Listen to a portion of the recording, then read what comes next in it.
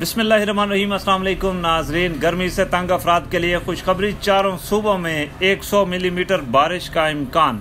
तैयार हो जाएं, मानसून का पहला ताकतवर तरीन सिलसिला आज बाद दोपहर शाम रात से प्रॉपर तरीके से बालाई इलाकों में दाखिल होगा। 1 जुलाई तक इस दौरान चारों सूबों में तेज़ आंधी गरज चमक के साथ मूसलाधार बारिशों का इम्कान है।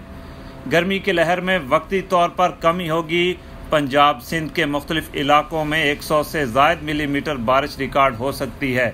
नदी नालों में तुग़यानी का भी खतरा है। दूसरा ताकतवर तरीन सिलसिला जुलाई के पहले हफ्ते में मुतवक्के।